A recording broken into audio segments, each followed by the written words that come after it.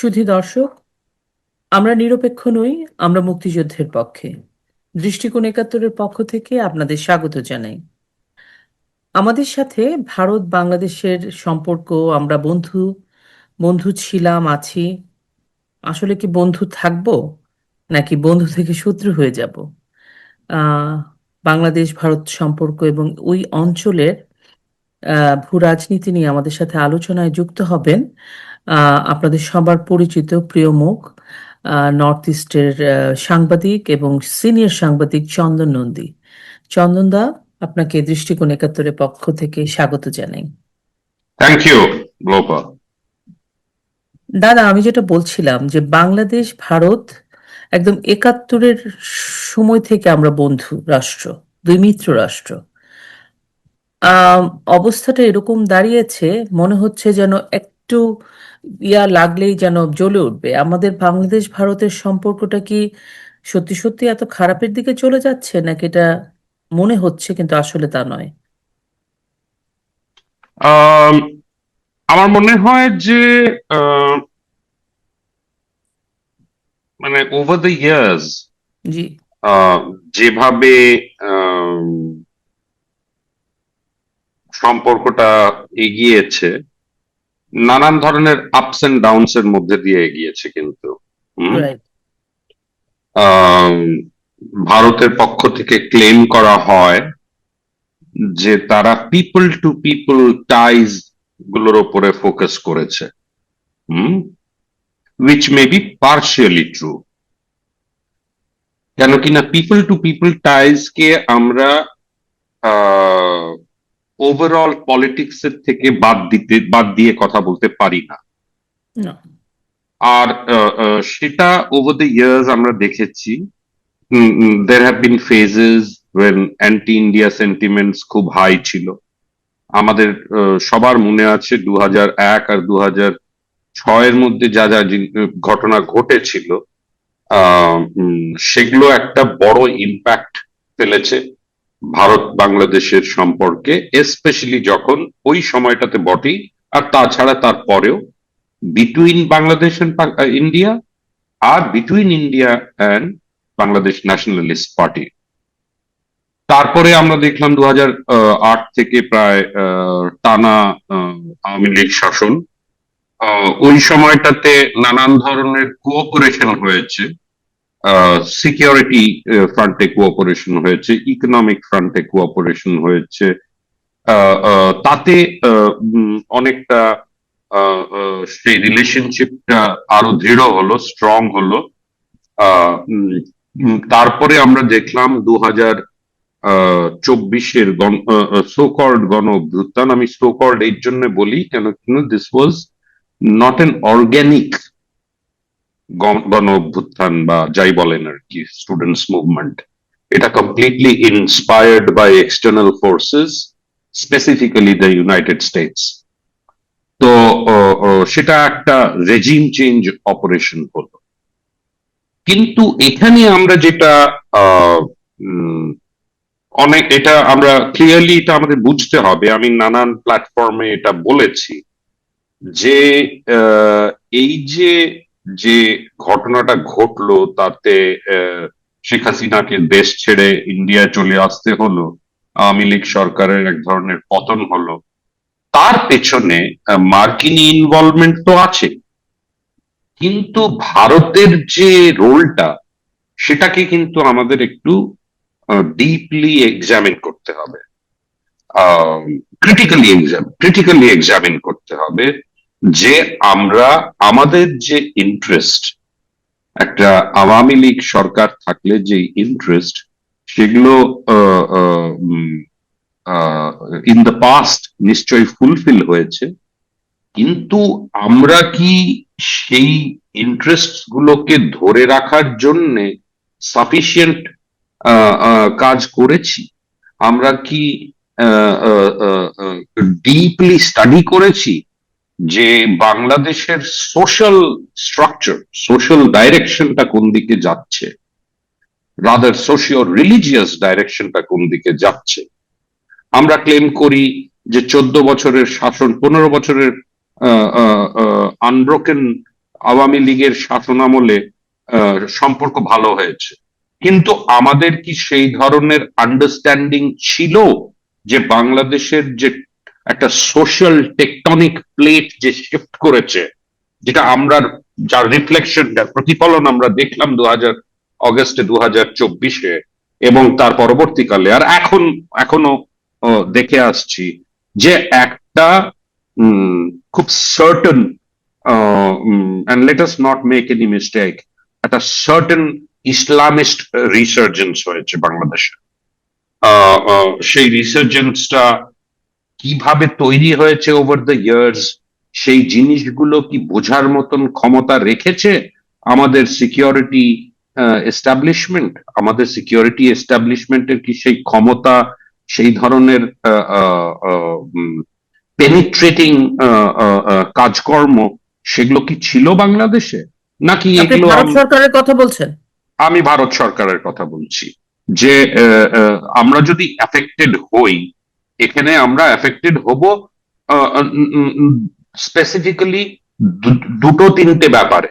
একটা হচ্ছে, যদি বাংলাদেশ একটা যদি বাংলাদেশে ইসলামিস্ট রিসার্জেন্স হয়, সেটা আমাদের দেশের সিকিউরিটিকে ইম্প্যাক্ট করবে।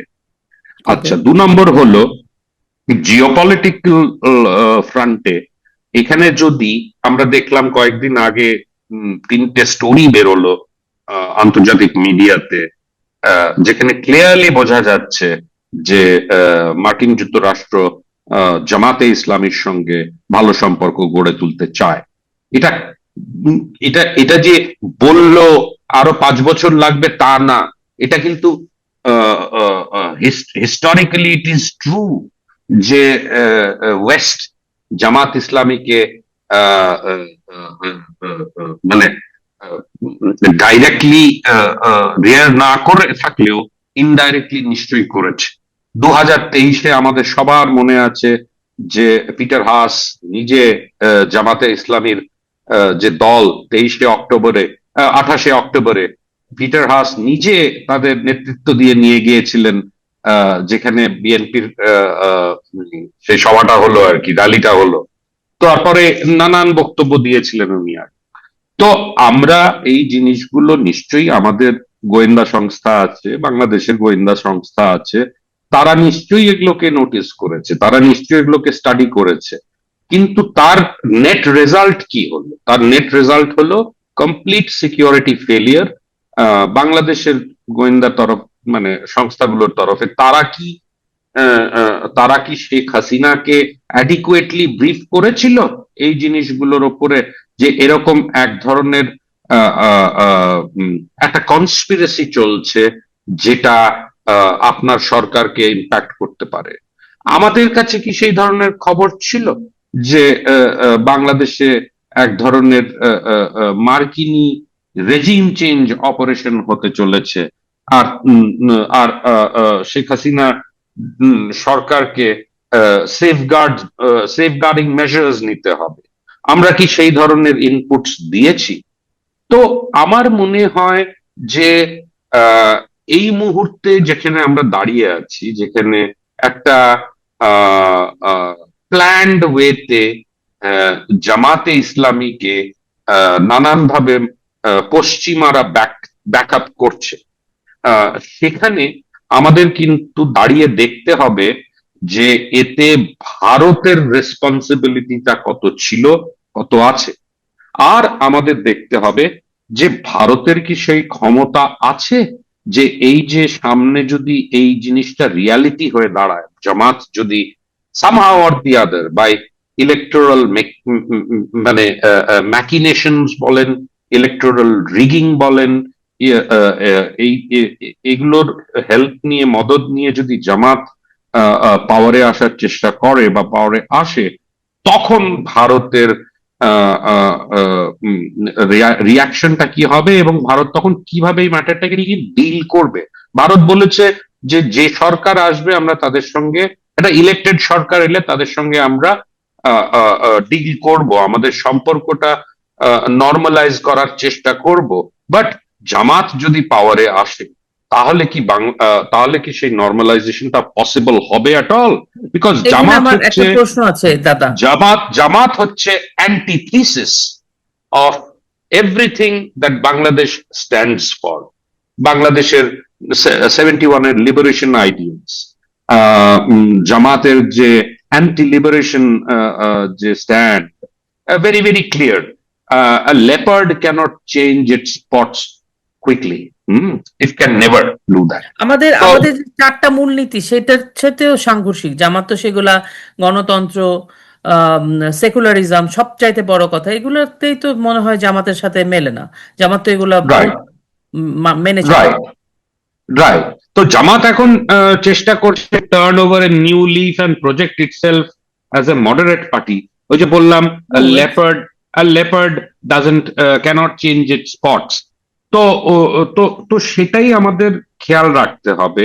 আর সেটাই কিন্তু আমার মনে হয় যে ভারতের যে একটা অ্যাম্বিগুয়াস রোল ছিল 2004-এ, সেই অ্যাম্বিগুয়াস রোলটা কিন্তু এখনো চলমান আছে। আহ, আমরা আমরা দেখতে পাচ্ছি যে আমরা হয়তো আমাদের পররাষ্ট্রমন্ত্রীকে 30শে ডিসেম্বর বাংলাদেশে ঢাকায় পাঠিয়েছিলাম, যেদিন খালেদা জিয়ার শেষ আহ, কথা হলো। আহ, হ্যাঁ, তখন উনি তারেক রহমান সাহেবের সঙ্গে দেখাও করেছিলেন। আপনি যেটা বলছিলেন জামাত এবং ভারতের সম্পর্কের কথা, জামাতের আমির কিন্তু বলেছে ভারতীয় ব্যক্তিরা, গুরুত্বপূর্ণ ব্যক্তিরা জামাতের সাথেও কন্টাক্ট করেছে যখন নাকি তারেক রহমানের বিষয়টা সামনে আসলো। এটা একটা। আর আম, ভারত সরকার যেভাবে বোঝাই গেল যে তারেক রহমান বা বিএনপি যদি পাওয়ারে আসে বিএনপির সাথে একটা রিলেশন করবে, এটা করতেও হবে, কারণ আমরা তো পাশাপাশি দেশ। যদি জামাত আসে তাহলে কি জামাতের সাথেও করবে? মানে এটাই আমি বলছিলাম একটু আগে, জি। যে জামাতের সঙ্গে জামাত যদি ক্ষমতায় আসে, তাহলে আহ, যদি একটা বৈধ ইলেকশন হয়, ইলেকশন, তারপরে এই যে রেফারেন্ডাম, গণভোট নিয়ে যে একটা ধোঁয়াটে ব্যাপার চলছে আর কি, nothing is very clear about it. আর এই সরকারের যা রেকর্ড দেখেছি আমরা, they will not flinch from taking to unfair means in order to continue in power. তো সেই জিনিসগুলোকে আমাদের মাথায় রাখতে হবে যে এই ভোটটা যদি কোয়েশ্চেনেবল হয়ে যায়, ওদিকে পশ্চিমারা কিন্তু বসে আছে এই ভোটটাকে বৈধতা অ্যাপ্রুভ দেওয়ার করার জন্য। জন্য, আপনার বৈধতা দেওয়ার জন্য। কিন্তু ভারতের স্ট্যান্ডটা তখন দেখতে হবে যে এই ইলেকশনটা আর এই রেফারেন্ডামটা যদি কোয়েশ্চেনেবল হয়ে যায়, তাহলে ভারত কি এই সরকারকে, সেটা জামাতের সরকার হোক, যদি জামাতেরই সরকার হয়, বিকজ চেষ্টা তো চলছে যার জামাতের সরকারকে আনার জন্য, তাহলে কি তাকে রেকগনাইজ করবে কিনা ভারতের এই সরকার? ওটাই হবে একমাত্র লিটমাস টেস্ট যে ভারত আগামী দিনগুলোতে কি করবে। তাহলে ভারত যদি আহ, উম, উম, উম, এই এই ইলেকশনটা যদি কোয়েশ্চেনেবল হয়ে যায়, আর তা সত্ত্বেও যদি ভারত একটা সরকারকে রেকগনাইজ করে, আমার মনে হবে আমার মনে হয় that will spell the doom for Indian foreign policy as far as Bangladesh is concerned. তো তাহলে আমার এখানে দাদা দুটো ব্যাপার জানার আছে। আপনার হঠাৎ করে আমার কাছে ক্লিক হলো, ইউনূস সরকার খুব ভালো মতোই আমরা জানি যে এই নির্বাচনটা আসলে কেমন নির্বাচন হচ্ছে। কারণ 50% ভোট যদি আপনার নির্বাচনের ব্যালটটি না থাকে, আওয়ামী লীগ, মুক্তিযুদ্ধের পক্ষের সবাই, তাহলে আপনি এই নির্বাচনকে কেমন বলবেন? সুতরাং এটা একটা ভালো নির্বাচন হচ্ছে না। ওই জন্যই তো আমি বললাম যে না, আমার এখানে প্রশ্নটা আমি অনেকগুলো। বলি দাদা। আমার বিষয়টা হচ্ছে, এবং আপনি যেটা বললেন আমরাও বুঝতে পারছি, পশ্চিমারা চাচ্ছে যে এই নির্বাচনটাকে কোনোভাবে বৈধতা দিয়ে দিতে, কিন্তু এটার নির্বাচনটা আসলে বৈধ হওয়ার কোনো যুক্তিই নেই। তো ভারত যদি এই নির্বাচনটাকে অবৈধ বলে, বা বৈধতা না দেয়, বা তাহলে কি ভারতের সেই জোরটা আছে যে পশ্চিমা বিশ্ব যেখানে পাওয়ারফুল কান্ট্রিগুলা, বিশ্বের 4টা পাওয়ারফুল কান্ট্রি যদি আমরা ধরি তার মধ্যে ভারত একটা, তো ভারত একদিকে, ইউরোপ আমেরিকা আরেক দিকে, সেটা সেটা কতদূর কি করতে পারবে, এটা এক। আরেকটা বিষয় আমার কাছে যেটা মাথায় এলো, যে ইউনুস কি এরকম একটা নির্বাচন চাইছে, ইউনুস চাইছে যে আহ, ভারতের সাথে তার কিছু একটা সমস্যা, কারণ উনি শুরুতেই সেভেন সিস্টার নিয়ে কথা বলতে বলতে বাংলাদেশে ঢুকেছে, সত্যি কথা বলতে। উনি কি চাইছে যে এই নির্বাচনটা দিয়ে ভারত বৈধতা দিবে না, ভারতের সাথে একদম পাকাপাকি ভাবে একটা কূটনৈতিক সম্পর্ক বিচ্ছিন্ন হয়ে যাবে বাংলাদেশে, সেটাই উনি চায়? আপনি কিভাবে দেখেন? এই দুটো বিষয় আমি জানতে চাই, ভারতের হুম শক্তি কতটুকুন, আর দুটোই আসলে দুটো প্রশ্ন, দুটো প্রশ্ন উত্তর জড়িত আর কি, রিলেটেড টু ইচ আদার। এটা এটা সেকেন্ড প্রশ্নের জবাবটা আগে দিই। জি, সেটা হচ্ছে যে ইউনুস সরকার, এটা ইউনুসের যে এই সো কল্ড ইন্টারিম রেজিম, তারা যে অ্যান্টি ইন্ডিয়া স্ট্যান্ডটা নিয়েছে এবং সেটা চলমান, আহ, সেটা কিন্তু প্রাইমারিলি বাংলাদেশে একটা লোকজনকে মোবিলাইজ করার জন্য। রাইট। সেই মোবিলাইজেশনটা হচ্ছে, আমরা সবাই জানি ইউনুস আর এই ইন্টারিম রেজিমকে বসিয়েছে মার্কিন যুক্তরাষ্ট্র। আচ্ছা, এবার আমাদের দেখতে হবে যে এই অ্যান্টি ইন্ডিয়া যে কথাবার্তাগুলো, এগুলো নিশ্চয়ই একটা পশ্চিমারা উইঙ্ক করে থাকবে, যা বলতে থাকুন আপনারা এটা। হুম তো আর এটা যদি এই একটা আনঅ্যাকসেপ্টেবল ইলেকশন, যেটা কোয়াইট অবভিয়াসলি ইনক্লুসিভ ইলেকশন হচ্ছে না, তা না, মানে সেটার সেটা করে যদি এই জামাতকে আনা হয়, তাহলে আমাদের দেখতে হবে যে অ্যান্টি ইন্ডিয়া সেন্টিমেন্টস যদি, এটা একটা ধরনের স্ট্যাম্প অফ অ্যাপ্রুভাল হয়ে যায়। হুম অ্যান্টি ইন্ডিয়া সেন্টিমেন্টস কে বৈধতা দেওয়া হচ্ছে, রেকগনাইজ করা হচ্ছে officially through an election, what ever the nature of that election might be.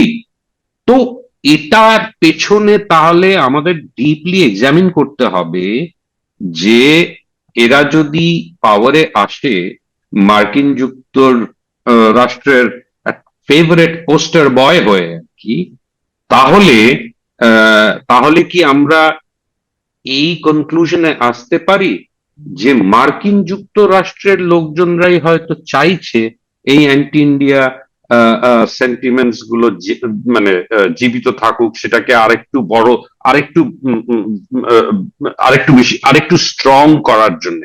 তাহলে হোয়াট ইজ দ্য অবজেক্টিভ?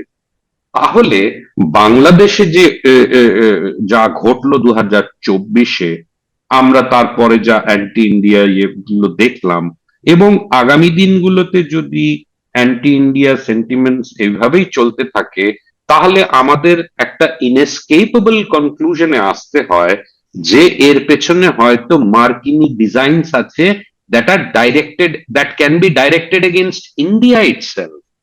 এখানে নানান জিনিস ইঙ্গিত পেয়েছি আমরা, নর্থ ইস্টের কথা, আমরা হয়তো অন্যান্য ধরনের, এই যে একটা ইসলামিস্ট রিসার্জেন্স হচ্ছে, সেইটা আমাদের বর্ডার বর্ডার স্টেটস গুলো যেগুলো আছে নর্থ ইস্টে এবং পশ্চিমবঙ্গ মিলিয়ে, সেই তার সিকিউরিটিটা কতটুকু ইম্প্যাক্টেড হতে পারে, সেইটা আমাদের খেয়াল করতে হবে।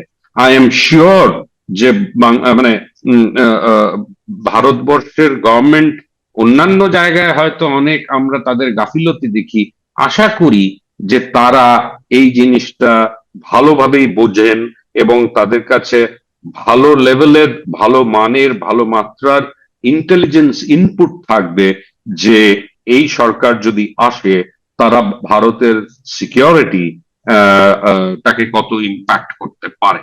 এখন আমরা দেখছি যে ভারত খুব বিশেষ স্টেটমেন্টস, স্ট্রং স্টেটমেন্টস দিচ্ছে না। আমরা অলরেডি জানি একটা একটা part of that anti India sentiment হচ্ছে হিন্দুদের ওপরে অ্যাটাক করা, কমপ্লিটলি সিজলেস অ্যাটাকস চলছে, আজও হয়েছে নরসিংদীতে। আচ্ছা। তো এটাও কিন্তু মানে অ্যান্টি ইন্ডিয়া সেন্টিমেন্টস, যেটাকে ডাইরেক্ট করা হচ্ছে through atrocities against minorities in in in in in Bangladesh. কেন কিনা একটা সেকশন অফ পপুলেশন আছে যারা বাংলাদেশের হিন্দুদের ইন্ডিয়ার সঙ্গে আইডেন্টিফাই করে, আনজাস্টিফায়াবল এটা, কিন্তু করে। তো আর সেটাতে তারা মনে হয় যে যত বেশি কিলিংস করবে, তারা যত বেশি হিন্দু মারবে, যত বেশি অ্যাট্রসিটিস করবে, যত বেশি হিন্দুদের বাড়িঘরদোর জ্বালাবে, তারা তত বেশি সংগঠিত হবে। না, এটা তারা হয়তো তাদের পারপাসটা সার্ভ হচ্ছে, কিন্তু এটার মিডিয়াম টার্ম আর লং টার্ম ইম্প্যাক্টটা কিন্তু ওরা ভাবছে না। যে ওরা ইন্ডিয়ার পেশেন্সকে টেস্ট করছে। ইন্ডিয়া এখন একটা, যেটাকে আমরা বলি স্ট্র্যাটেজিক পেশেন্স, অবজার্ভ করছে। কিন্তু এমন একটা সময় আসতে পারে যে এটার রেসপন্স একটু স্ট্রং মেজার্স দিয়েও করতে পারে। তখন কি বাংলাদেশ ওই একই জায়গায় থাকবে, বা তাদের কি মার্কিন যুক্তরাষ্ট্র কোনোভাবে বাঁচাতে পারবে, যে আহ, আহ, আহ, আহ, যদি কোনো ইন্ডিয়ান রেসপন্স হয়? আর আমার মনে হয় যে যেভাবে যাচ্ছে, এটা একটা না একটা দিন এই ধরনের একটা ইভেনচুয়ালিটি হয়তো আমাদের কনফ্রন্ট করতে হতে পারে।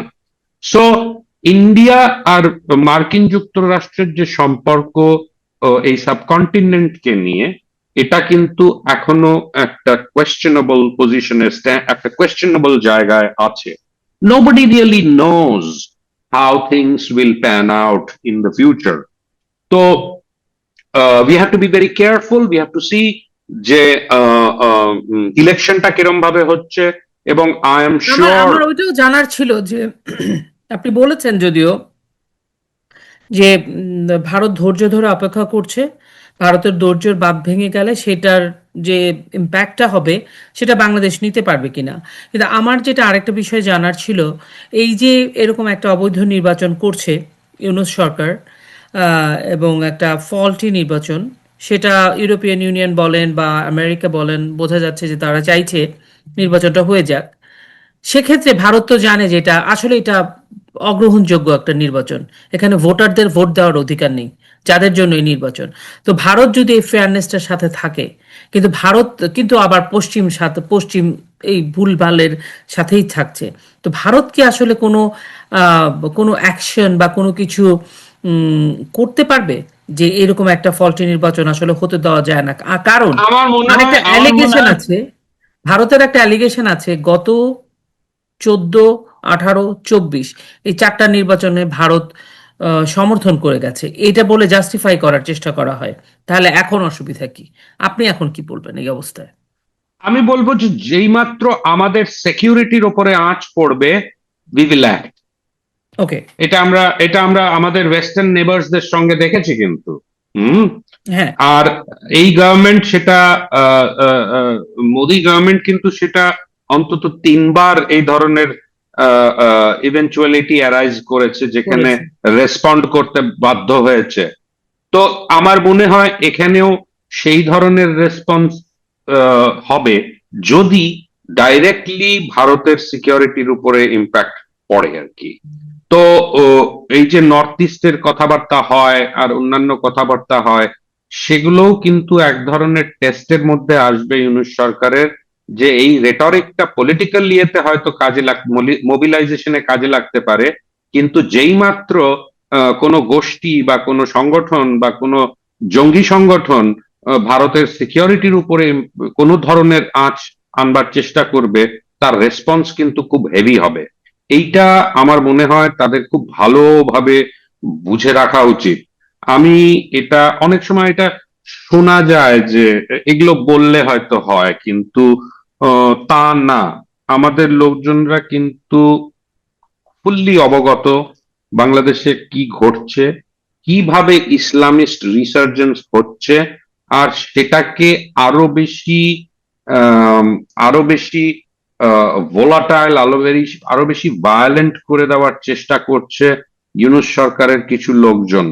আমরা দেখব যে নানান ইনস্ট্রুমেন্টস ইউজ করা হচ্ছে, সেটা স্পোর্টস এর এরিনাতেও আমরা দেখছি কিন্তু। আমি একটু তো জিজ্ঞেস করতাম আপনাকে এটা খেলার বিষয়টা। Right, right. তো স্পোর্টস এর এরিনাতেও কিন্তু সেটা হচ্ছে। সেটাতে বাংলাদেশের লোকেদের মধ্যে কিরকম ধরনের ইম্প্যাক্ট করেছে আমি বলতে পারবো না, কিন্তু অ্যানেকডোটাল এভিডেন্স থেকে বোঝা যাচ্ছে। আর বাংলাদেশের যারা সেন মিডিয়া আছে বা যারা স্পোর্টস কমেন্টেটর্স আছে, তারা কিন্তু এই ধরনের ব্যাপারটা, পলিটিক্সটাকে ঢোকানো বাংলাদেশের ক্রিকেটের মধ্যে, সেটাকে কিন্তু খুব স্ট্রংলি ক্রিটিসাইজ করেছে। আর নানান জায়গায় সেই যে এই attempt by this fellow called Asif Nazrul to politicise Bangladesh cricket, আর তার যে একটা নেগেটিভ ইম্প্যাক্ট পড়বে বাংলাদেশের ক্রিকেটের উপরে, সেই জিনিসটাও কিন্তু আমাদের এখানে খুব ক্লোজলি করা হচ্ছে। স্পোর্টস এর সঙ্গে পলিটিক্সটা মেশালে আমরা সেটা জানি, পাকিস্তান আর ভারতের ক্রিকেটের মধ্যেও কিন্তু একই প্রবলেম আছে। আর সেই ধরনের একটা একটা এক ধরনের পয়জনাস একটা রেটরিক যদি যেটা তুলে, কিন্তু দাদা, আমার আমার মনে হয় যে এটার হয়তো শর্ট টার্ম বেনিফিটস হতে পারে। ওই যে সেই জন্যই আমি জিজ্ঞেস করলাম আপনাকে যে এটা বাংলাদেশের অর্ডিনারি মানুষজন কিভাবে নিচ্ছে, তারা কি অর্ডিনারি বুঝতে মানুষজন পারছে? ভালোভাবে নেয়নি, বাংলাদেশে রাইট, আসিফ নজরুলদের ভূমিকা রাইট, ভালোভাবে নেয়নি। ইভেন তো রাইট, বিসিবির সভাপতির আমিনুল ইসলাম বুলবুলের পদত্যাগ চাইছে। রাইট। তো আসিফ নজরুল সাহেবকে খুব সাবধানে আমার মনে হয় আগামী দিনগুলোকে, তার নিজস্ব পার্সোনাল লেভেলে he has to B extremely careful. তার কারণ এই একটা আর জিনিস ছিল আর দাদা, এটা আমাদের উম, বাচ্চারা একটু খেলা দেখতো, ক্রিকেট নিয়ে উন্মাদনা, এই একটা জিনিসে জাতিগত সমস্ত বিভেদ ভুলে সবাই একসাথে বাংলাদেশের হয়ে মানে এটাই একটা বিনোদনের জায়গা আর দাদা। বাংলাদেশের মানুষের অধিকার আছে, তারা বাংলাদেশের টিমকে সাপোর্ট করবে। সে বাংলাদেশের টিম ইন্ডিয়াতে খেলুক বা অস্ট্রেলিয়াতে খেলুক বা সাউথ আফ্রিকাতে শ্রীলঙ্কার খেলুক তো বা খেলো। ইংল্যান্ডে খেলুক বা শ্রীলঙ্কায় খেলুক, আমি অন্যান্য ইয়ের কথা বলছি। কিন্তু যেই মাত্র আসিফ নজরুল এখানে একটা পলিটিক্যাল অপরচুনিটি ঢুকিয়ে, পলিটিক্যাল অপরচুনিটি দেখে সেটাকে ইউজ করেছে, বাংলাদেশ ক্রিকেট টিমকে ইউজ করেছে, এটাকে আহ, আহ, আহ, আহ, আহ, আহ, ওই যে ওই 26 লাখ ভারতীয় হাওয়া থাকে। দেওয়ার জন্য। রাইট, মানে ওই জন্য আমি বলছি Asif Nazrul has to B extremely careful, and I'm repeating it. He has to be extremely careful. Anything can happen. So, ওর জন্য he has to watch his mouth, and he has to stop behaving like a thug. হুম, উনি গিয়ে বাংলাদেশের টিমের সঙ্গে গিয়ে তাদের intimidation করা হয়েছে। হুম, ওনার তো এটা বাংলাদেশের মন্ত্রণালয়ই না। না, ওনাকে স্পোর্টস মিনিস্ট্রি দেওয়া হয়েছে ওই আসিফ মাহমুদ সজীব ভুঁইয়া চলে চলে যাওয়ার পর। চলে যাওয়ার পরে। রাইট। তো তো তো ওনাকে, উনি গিয়ে যে এই যে থ্রেটস আর ইন্টিমিডেশন দিয়ে, বাংলাদেশের কিন্তু আমার কাছে যা ইনপুটস আছে, সেটা হচ্ছে বাংলাদেশের যে টিমটা, তারা কিন্তু খুবই ইচ্ছুক ছিল বাংলাদেশ কলকাতায় এসে, এই বাংলাদেশে ইন্ডিয়াতে এসে আইপিএল এর এই টুর্নামেন্টটা, ওয়ার্ল্ড কাপটা খেলবে, কিন্তু সেটা করতে দেওয়া হলো না। হলো না। তো রাইট, তো অ্যাজ এ রেজাল্ট এটার একটা ইম্প্যাক্ট পড়েছে, এটার ইম্প্যাক্ট পড়েছে সাধারণ জনগণের উপরে, সেটা ভারতেও পড়েছে। আর আমি জানতে চাই যে বাংলাদেশের সাধারণ মানুষের উপরে এই ইম্প্যাক্টটা কতটা হয়েছে একটা অ্যান্টি ইন্ডিয়া সেন্টিমেন্ট তৈরি করার জন্য। So কাজে I লাগে। think I think Asif Nazrul will have a very very heavy price to pay. আর তার সঙ্গে কিন্তু বাংলাদেশ ক্রিকেটকে তো তারা ডোবাবার চেষ্টাই করছে, করেই ফেলেছে অনেকটা, কিন্তু তার সঙ্গে ভারত আর বাংলাদেশের যে সম্পর্ক, এটা নর্মালাইজ হওয়ার জন্য কিন্তু অনেক সময় লাগবে। আর সেই নর্মালাইজটা হবে কিন্তু with a political party of our choice. Not because not because of Jamaat and not because of these extremist elements like Asif Nazrul. So আচ্ছা that দাদা, will be based on India's choice. দাদা এখানে আমি অন্য একটা প্রসঙ্গে চলে যাই। কেন, আমি যতদূর জানি আপনারা ভারতে কিভাবে দেখছেন ব্যাপারটা জানি না, তবে আমি জানি যতদূর, আমি যতটুকু খোঁজ নিয়েছি, কারণ ক্রিকেট বোর্ড, ক্রিকেট, আমার হাজবেন্ড নিজেই ক্রিকেট খেলতেন, সো ক্রিকেটের সব কিছু আমি অনেক কিছু জানি। ক্রিকেটের ক্রিকেটাররা, প্রাক্তন ক্রিকেটাররা, ক্রিকেট সংশ্লিষ্ট যারা আছে এবং বাংলাদেশের মানুষ, কেউই আসিফ নজরুল সহ তাদের এই স্টেপটাকে ভালো করে নেয়নি এবং প্রচণ্ড পরিমাণে অসন্তোষ। এবং এটাতে আমার কাছে মনে হয়েছে ইন্ডিয়ার প্রতি যে মানুষের একটা ইয়ে ছিল, ইন্ডিয়া আইসিসি ভোট করেছে, ভোটে কারা কারা ভোট দিয়েছে, কারা দেয়নি, এবং শ্রীলঙ্কায় যে তারা খেলতে চেয়েছে, শ্রীলঙ্কা স্বয়ং ভোট দেয়নি আমাদের পক্ষে। সো এই যে আমরা যে কোথায় দাঁড়িয়ে আছি, মানে আমরা বোধহয় আমাদের সব ডোর ইচ্ছা করে করে বন্ধ করে দিচ্ছি। তো এইটা বাংলাদেশের মানুষ এইবার আর ভালোভাবে নেয়নি, স্পেশালি ক্রিকেট, বিকজ এটা খুব সেন্টিমেন্টের জায়গা। এই একটা জায়গায় মানুষ আনন্দ করে দাদা, আনন্দের জায়গা Correct. আমাদের কমে গেছে বাংলাদেশে। আমি এবার একটু অন্য প্রসঙ্গে আসি। আমাদের, আপনি তো বলেছেন অল্প সময় করতে, কিন্তু আমি একটা বিষয় আমার জানতেই হবে আপনার কাছ থেকে, সেটা হচ্ছে বাংলাদেশ আর্মি।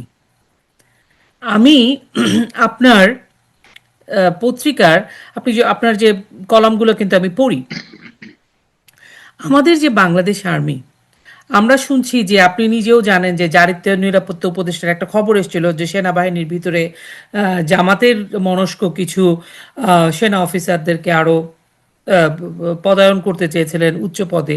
তো আমাদের যে বাংলাদেশ আর্মি, আমাদের যাদের রাষ্ট্রকে সুরক্ষা দেওয়ার কথা, এই বাংলাদেশ আর্মিকে এখন আপনি আপনার অ্যানালাইসিস মতে, আপনি তো অনেক কলাম লেখেন, আর্টিকেল লেখেন, সো আপনার অনেক খবর আপনার জানা, আপনি কিভাবে দেখছেন? দেখুন, বাংলাদেশের যে আর্মি হচ্ছে, আমি এইভাবে দেখি জি। যে বাংলাদেশের আর্মির ক্যারেক্টারটা কিন্তু 1971-এর পরে খুব একটা চেঞ্জ হয়নি পাকিস্তানের আর্মির ক্যারেক্টার থেকে। ওকে। সেই এক ক্যারেক্টারিস্টিক্স গুলো এখনো রয়ে গেছে। সো মাচ সো দ্যাট আমি মনে করি বাংলাদেশ আর্মি হচ্ছে একটি political party. Bangladesh army behaves exactly like a political party. এখানে তারা ডিটারমিন করে কোন কোন সরকার থাকবে, কোন পার্টি কি পজিশন নেবে, কোন পার্টি কিভাবে কাজ করবে। এটা কিন্তু এটা বাংলাদেশ কি সব আর্মি সময় নাকি বিগত সরকারের সময় নাকি সব সব সময়? সব সময় দ্য সব। বাংলাদেশ আর্মির যে একটা শ্যাডো ওভার বাংলাদেশের যে ডেমোক্রেসি, বাংলাদেশের যে ফ্লেজলিং ডেমোক্রেসি, সেই ফ্লেজলিং ডেমোক্রেসির ওপরে কিন্তু আর্মির শ্যাডোটা চিরকাল ছিল, আছে, আগামী দিনে থাকবে কিনা আমি বলতে পারছি না। বাট আমি যেটা মনে করি যে, এন্ড দ্যাট মনে করি না, দ্যাট ইটস এ ফ্যাক্ট। আমার যতটুকু গবেষণা, আমার যতটুকু আমার সোর্সেসদের থেকে কথা বলে যেটা বুঝতে পেরেছি, যে বাংলাদেশ আর্মি কিন্তু is vertically split into three groups. তিনটে গ্রুপ আছে বাংলাদেশ আর্মির। একটা হচ্ছে যারা সেকুলার আইডিয়ালসে বিশ্বাস করে, আরেকটি হচ্ছে যারা বিএনপির পলিটিক্যাল আইডিওলজির সঙ্গে কে বিশ্বাস করে, এবং থার্ড হচ্ছে যে জামাতের সঙ্গে যারা নিজেদের আইডেন্টিফাই করে। আবার বলবো ভিউয়ার্সদের, viewers should not be under any illusion যে বাংলাদেশের যে আর্মি সেটা ডিপলি পলিটিসাইজড, ডিপলি পলিটিসাইজড। তো সেখানে এখন যে সোশিও পলিটিক্যাল যে এনভায়রনমেন্ট বাংলাদেশে, সেই এনভায়রনমেন্টটা কিন্তু আর্মির মধ্যেও এক্সিস্ট করে। হুম। তো এখন যারা অ্যাপারেন্টলি রিসার্জেন্ট ইসলামিস্ট ফোর্সেস, তাদের পেছনে মার্কিনি সাপোর্ট, সেই একই ধরনের সাপোর্ট কিন্তু আর্মির মধ্যেও আছে। তো তো সেটাকে আমি ইন্ডিভিজুয়াল অফিসার্সদের নাম নিচ্ছি না। আই এম শিওর আমাদের ভিউয়ার্সরা are intelligent enough to understand what I am referring to. তো সেই ধরনের ইনফ্লুয়েন্সটা মার্কিন যুক্তরাষ্ট্রের আহ, আহ, আহ, এক ধরনের আহ, উম, নড ছাড়া হয় না। হুম, সেটা হচ্ছে। তো অনেক সময় আমরা দেখছি যে কিছু সিনিয়র অফিসার্সরা they are acting under pressure, tremendous pressure. In সেই the army. Pressure in the army, they okay. Tremendous pressure. আপনাদের army chief himself is under tremendous pressure, right?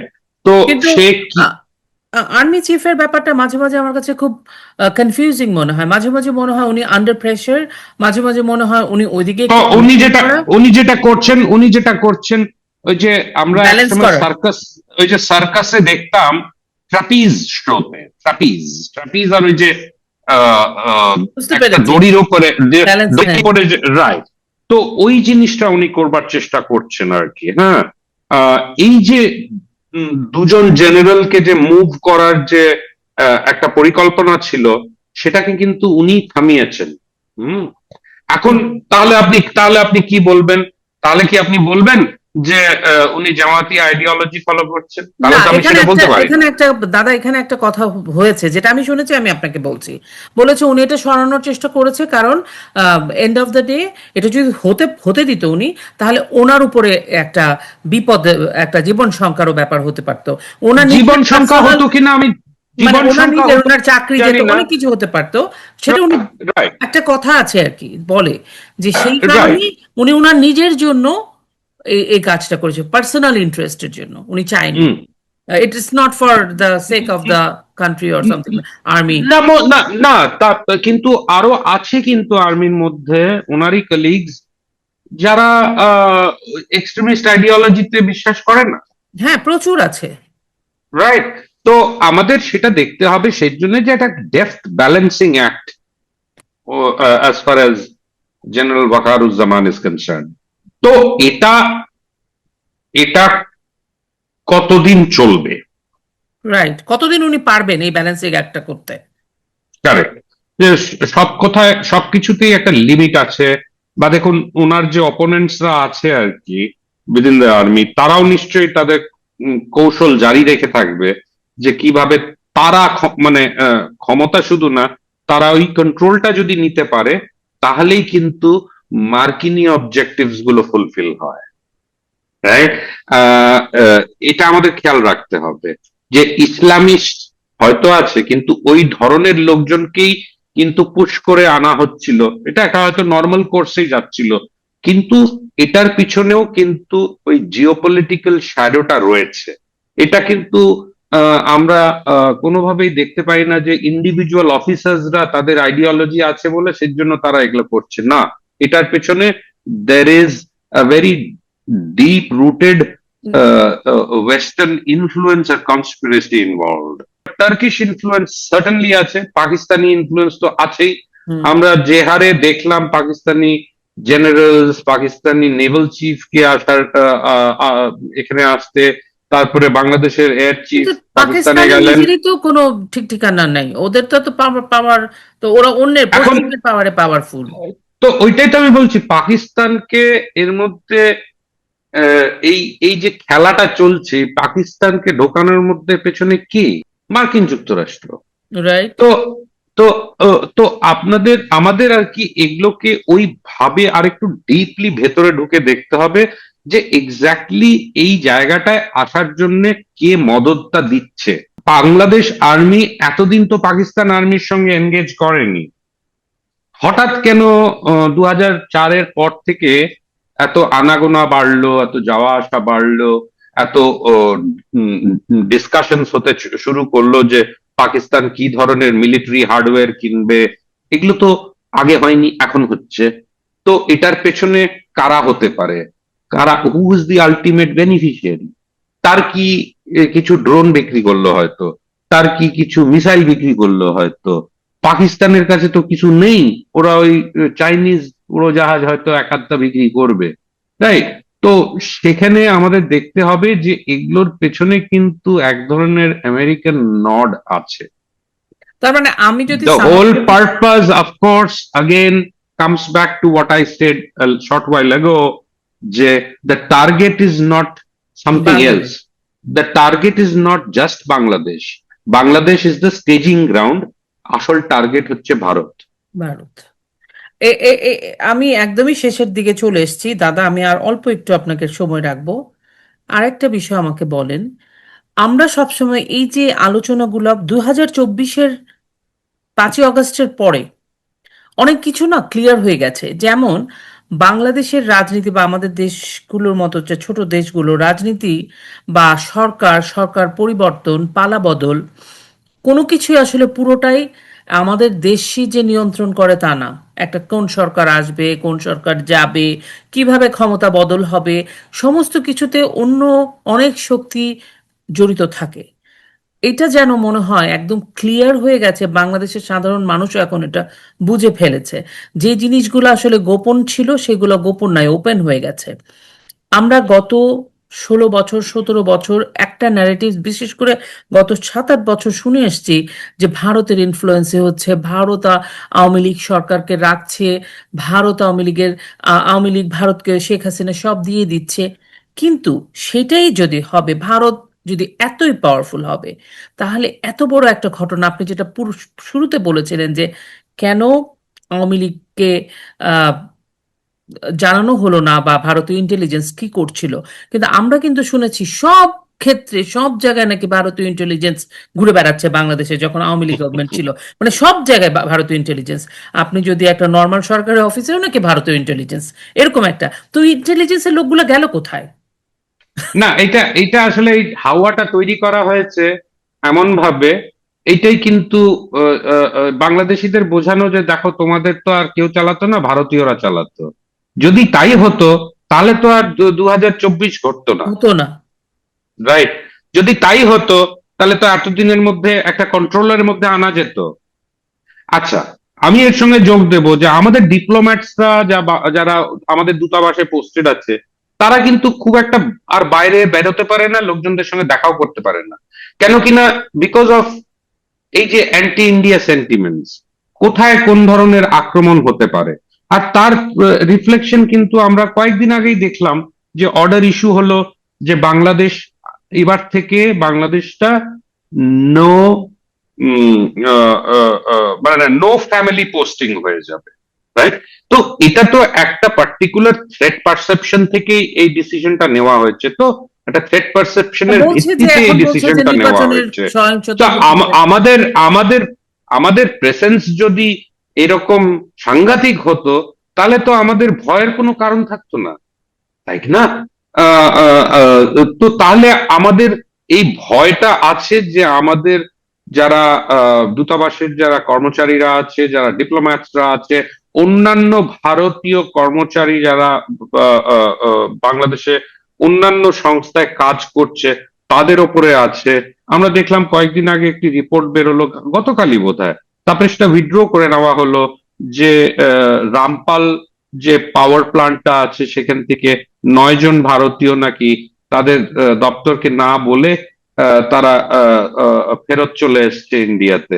তো এটা তো নিশ্চয়ই একটা ভয়ের থেকে হচ্ছে। তো আর বাংলাদেশের লোকজনরা খুব একটা প্রাউড ফিল করবে না যে এই ইসলামিস্টরা দাপিয়ে বাড়াচ্ছে এখন। বিকজ তারা যদি এইটুকু না বুঝতে পারে যে তাদের দেশকে কোথায় নিয়ে যাচ্ছে এরা, তাহলে they will have hell to pay. তারপরে কিন্তু যদি ওই যে বললাম একটু আগে, তারপরে যদি কোনো ঘটনা ঘটে, তাহলে কিন্তু তারা হয়তো আর ব্লেম করতে পারবে না ইন্ডিয়াকে যে আমরা কেন আইদার চুপচাপ বসে আছি বা আমরা কোনো স্ট্রং পদক্ষেপ নিচ্ছি না। বা সেই জন্য অনেক অপরচুনিটি দেওয়া হয়েছে, রাইট? 17 মাস হয়ে গেল। এখন যদি আগামী দিনগুলো গোনা হয় আর কি, সে কতদিন আমি জানি না, বাট তার মধ্যে যদি কোনো অঘটন না ঘটে তাহলে ঠিক আছে। কিন্তু যদি কোনো অঘটন ঘটে যায়, তাহলে কিন্তু আহ, আমার মনে হয় যে স্ট্রং স্টেপ থেকে ইন্ডিয়া মানে খুব একটা বেশি দেরি করবে না সেই ধরনের স্টেপ নিতে। এটা আপনি অনেক কিছু জানতে পারলাম দাদা। এখন একদমই শেষ পর্যায়ে চলে এসেছি, আপনি শুধু আমাদের দর্শকদের জন্য একটা কথা বলে তারপর আমি শেষ করে দিব। সেটা হচ্ছে 2026-এর যে 12 ফেব্রুয়ারি নির্বাচন। আপনি কি নির্বাচনটা দেখতে পান? বাংলাদেশের মানুষ কিন্তু এখনো দ্বিধাদ্বন্দ্বে ভুগছে যে নির্বাচন হবে কিনা। আমিও আমিও দ্বিধাদ্বন্দ্বেই ভুগছি। আপনিও মনে করছেন যে নির্বাচন হবে না? আমার একটা মাইন্ড বলছে নির্বাচন হবে না, আরেকটা মাইন্ড বলছে নির্বাচন হলে ওটা রিগড ইলেকশন হবে। রিগড ইলেকশন হবে, রিগড ইলেকশন বোঝাই যাচ্ছে। নির্বাচন হবে না কোন মাইন্ডটা বলছে, এতটুকুন বলেন শুধু। কেন মনে হচ্ছে নির্বাচন হবে না? এখানে যদি ভায়োলেন্স হয়, আর তার সম্ভাবনা কিন্তু আছে, আছে। তখন তখন কিন্তু এই নির্বাচন একেবারেই গ্রহণযোগ্য হবে না। এই লেভেল অফ ভায়োলেন্স যদি হয়, তাহলে এটা কোনোভাবেই অ্যাকসেপ্টেবল ইলেকশন হবে না। সেটা আমার মনে হয় বাংলাদেশের যারা এখন ইন্টারিম ইয়েতে আছে, রেজিমে আছে, তারা জানে, বাংলাদেশের পলিটিক্যাল পার্টিজরা জানে, আর বাংলাদেশের আর্মিও জানে। দেখা যাক দাদা, নির্বাচন হবে কি হবে না সময় বলে দিবে। আমরা, আমাদেরকে একটু মাঝে মাঝে সময় দিবেন। আমার আরেকটা গুরুত্বপূর্ণ বিষয় আপনার সাথে জানার আছে, সেটা ছিল, সেটা আমরা খুব তাড়াতাড়ি আবার আপনার সাথে আশা করি বসবো। সেটা হচ্ছে বাংলাদেশে আওয়ামী লীগ এবং বাংলাদেশ আওয়ামী লীগের সাথে আসলে ভারতের সম্পর্ক, এবং আহ, কি ধরনের সাহায্য সহযোগিতা আসলে বাংলাদেশ আওয়ামী লীগ ভারত থেকে পাচ্ছে বা পেয়েছিল, সেই বিষয়গুলো নিয়ে আপনার সাথে একটু আলোচনা করব। আপনাদের জন্য আজকে শেষ করছি। আশা করি আমাদের আলোচনা আজকে ভালো লেগেছে। আপনারা ভালো থাকবেন, নিরাপদে থাকবেন। এই ভোট যদি হয়ে যায় নির্বাচন, ভোটটা বর্জন করবেন আপনার জন্য, আপনার পরিবারের জন্য, এবং সবচেয়ে বড় কথা আপনার কন্যা সন্তানের জন্য। আপনাদের জন্য শুভকামনা। জয় বাংলা, জয় বঙ্গবন্ধু।